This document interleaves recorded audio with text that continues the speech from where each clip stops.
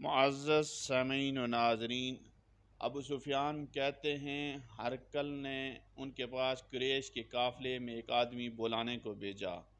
اس وقت یہ لوگ تجارت کے لیے ملک شام گئے ہوئے تھے، اور وہ زمانہ تھا جب رسول اللہ نے قریش اور ابو سفیان سے ایک وقتی عہد کیا ہوا تھا۔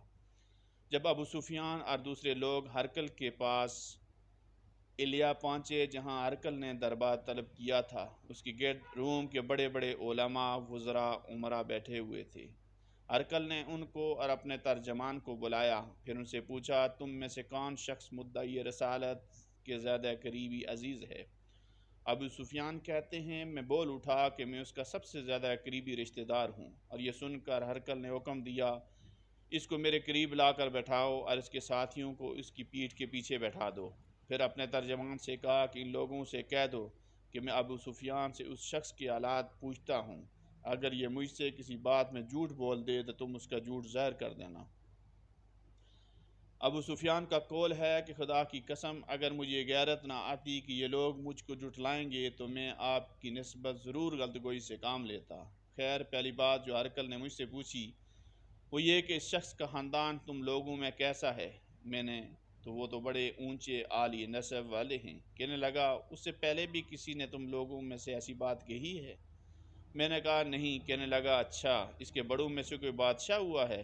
میں نے کہا نہیں۔ پھر اس نے کہا، بڑے لوگوں نے اس کی پیروی اختیار کی ہے یا کمزوروں نے؟ میں نے کہا نہیں، کمزوروں نے۔ پھر کہنے لگا، اس کے تابع دار روز بروز بڑھتے ہیں یا کوئی ساتھی پھر بھی جاتا ہے؟ میں نے کہا نہیں۔ کہنے لگا، کیا اپنی اس دعوی نبوت سے پہلے کبھی کسی بھی موقع پر اس نے جھوٹ بولا ہے؟ میں نے کہا نہیں۔ اور اب ہماری اس سے صلح کی ایک مقررہ مدت ٹھہری ہوئی ہے، معلوم نہیں وہ اس میں کیا کرنے والا ہے۔ ابو سفیان کہتے ہیں میں نے اس بات کے سوا اور کوئی جھوٹ اس گفتگو میں شامل نہ کر سکا۔ ہرقل نے کہا، کیا تمہاری اس سے کبھی لڑائی بھی ہوتی ہے؟ ہم نے کہا ہاں۔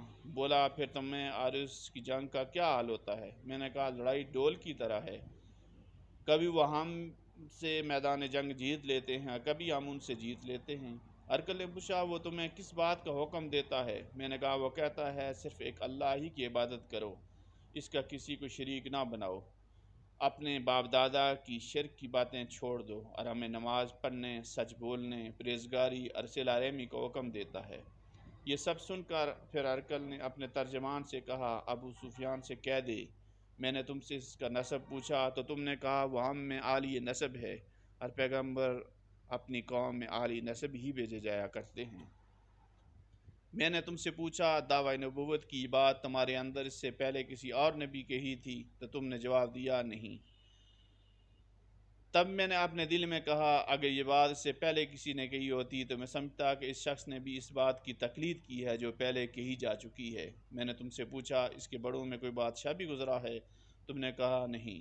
تو میں نے دل میں کہا کہ ان کے بزرگوں میں سے کوئی بادشاہ ہوا ہوگا تو کہہ دوں گا وہ شخص اس بہانے اپنے آب و اجداد کی بادشاہت، اس کا ملک دوبارہ حاصل کرنا چاہتا ہے۔ اور میں نے تم سے پوچھا، اس بات کے کہنے یعنی پیغمبری کا دعویٰ کرنے سے پہلے تم نے کبھی اس کو دروغ گوئی کا الزام لگایا ہے؟ تم نے کہا نہیں۔ تو میں نے سمجھ لیا کہ جو شخص آدمیوں کے ساتھ دروغ گوئی سے بچے وہ اللہ کے بارے میں کیسے جھوٹی بات کہہ سکتا ہے۔ اور میں نے تم سے پوچھا کہ بڑے لوگ اس کے پیرو ہوتے ہیں یا کمزور آدمی؟ تم نے کہا کمزوروں نے اس کی اتباع کی ہے۔ تو دراصل یہی لوگ پیغمبروں کے متبعین ہوتے ہیں۔ اور میں نے تم سے پوچھا، اس کے ساتھی بڑھ رہے ہیں یا کم ہو رہے ہیں؟ تم نے کہا وہ بڑھ رہے ہیں، اور ایمان کی کیفیت یہی ہوتی ہے حتیٰ کہ وہ کامل ہو جاتا ہے۔ میں نے تم سے پوچھا، آیا کوئی شخص اس کے دین سے ناخوش ہو کر مرتد بھی ہو جاتا ہے؟ تم نے کہا نہیں۔ تو ایمان کی خاصیات بھی یہی ہے، جن کے دلوں میں اس کی مسرت رس بچ جائے وہ اس سے لوٹا نہیں کرتے۔ اور میں نے تم سے پوچھا کہ آیا وہ کبھی عہد شکنی کرتے ہیں؟ تم نے کہا نہیں، پیغمبروں کا یہی حال ہوتا ہے، وہ عہد کی خلاف ورزی نہیں کرتے۔ میں نے تم سے کہا وہ تم سے کس چیز کے لیے کہتے ہیں؟ تم نے کہا کہ وہ ہمیں حکم دیتے ہیں کہ اللہ کی عبادت کرو، اس کے ساتھ کسی کو شریک نہ ٹھہراؤ، اور تمہیں بتوں کی پرستش سے روکتے ہیں، سچ بولنے اور پرہیزگاری کو حکم دیتے ہیں۔ لہٰذا اگر یہ باتیں جو تم کہہ رہے ہو سچ ہیں تو عنقریب اس جگہ کا مالک ہو جائے گا کہ جہاں میرے یہ دونوں پاؤں ہیں، مجھے معلوم تھا کہ وہ پیغمبر آنے والا ہے، مگر مجھے یہ معلوم نہیں تھا کہ وہ تمہارے اندر ہوگا۔ اگر میں جانتا کہ اس تک پہنچ سکوں گا تو اس سے ملنے کے لیے ہر تکلیف گوارا کرتا۔ اگر میں اس کے پاس ہوتا تو اس کے پاؤں دھوتا۔ ہرقل نے رسول اللہ کا وہ خط منگوایا جو آپ نے دحیہ کلبی رضی اللہ تعالیٰ عنہ کے ذریعے حاکم بصرہ کے پاس بھیجا تھا۔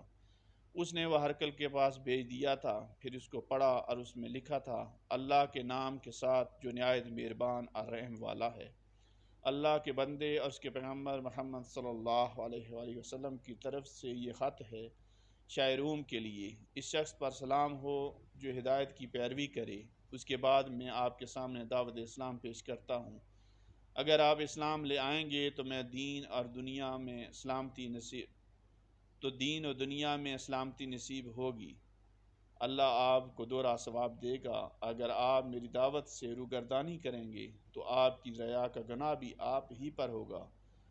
اور ہے اہل کتاب ایک ایسی بات جو آ جاؤ جو تمہارے اور ہمارے درمیان یکساں ہے، وہ یہ کہ ہم اللہ کے سوا کسی اور کی عبادت نہ کریں اور کسی کو اس کا شریک نہ ٹھہرائیں، اور نہ ہم میں سے کوئی کسی کو خدا کے سوا اپنا رب مانے۔ پھر اگر وہ اہل کتاب اس بات سے منہ موڑ لیں تو مسلمانوں تم ان سے کہہ دو کہ تم مانو یا نہ مانو، ہم تو ایک خدا کی اطاعت گزار ہیں۔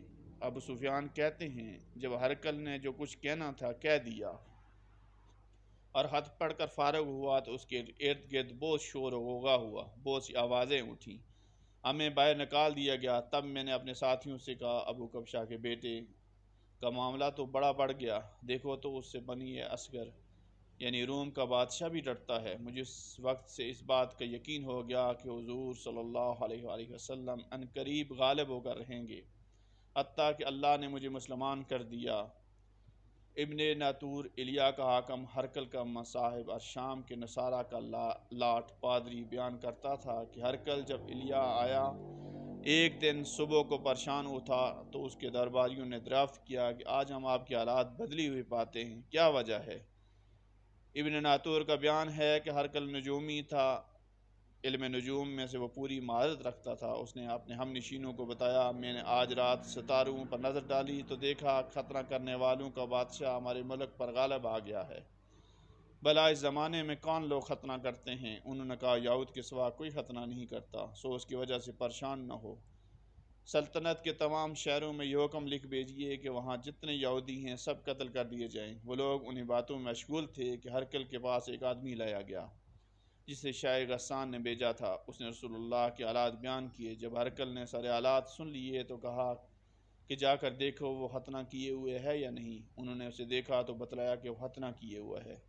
ہرقل نے جب اس شخص سے عرب کے بارے میں پوچھا تو اس نے بتلایا کہ وہ ختنہ کرتے ہیں۔ تب ہرقل نے کہا، یہی محمد صلی اللہ علیہ وسلم اس امت کے بادشاہ ہیں جو پیدا ہو چکے ہیں۔ پھر اس نے اپنے ایک دوست کو رومیہ خط لکھا، وہ بھی علم نجوم میں ہرقل کی طرح ماہر تھا۔ پھر وہاں سے ہرقل حمص چلا گیا۔ ابھی حمص سے نکلا نہیں تھا کہ اس کے دوست کا خط اس کے جواب میں آ گیا۔ اس کی رائے بھی حضور صلی اللہ علیہ وسلم کے ظہور کے بارے میں ہرقل کے موافق تھی کہ محمد صلی اللہ علیہ وسلم واقعی پیغمبر ہیں۔ اس کے بعد ہرقل نے روم کے بڑے آدمیوں کو اپنے حمص کے محل میں طلب کیا۔ اس کے حکم سے محل کے دروازے بند کر لیے گئے۔ پھر وہ اپنے خاص محل سے باہر آیا، کہا، اے روم والو، کیا ہدایت اور کامیابی میں کچھ حصہ تمہارے لیے بھی ہے؟ اگر تم اپنی سلطنت کی بقا چاہتے ہو تو پھر اس نبی کی بیعت کر لو اور مسلمان ہو جاؤ۔ یہ سننا تھا کہ پھر وہ لوگ وحشی گدھوں کی طرح دروازوں کی طرف دوڑے مگر انہیں بند پایا۔ آخر جب ہرقل نے اس بات سے ان کی نفرت دیکھی اور ان کی ایمان لانے سے مایوس ہو گیا تو کہنے لگا، ان لوگوں کو میرے پاس لاؤ۔ جب وہ دوبارہ آئے تو اس نے کہا، میں نے تو یہ بات کہی تھی، اس سے تمہاری دینی پختگی کی آزمائش مقصود تھی، سو وہ میں نے دیکھ لی۔ تب یہ بات سن کر وہ سب کے سب اس کے سامنے سجدے میں گر پڑے۔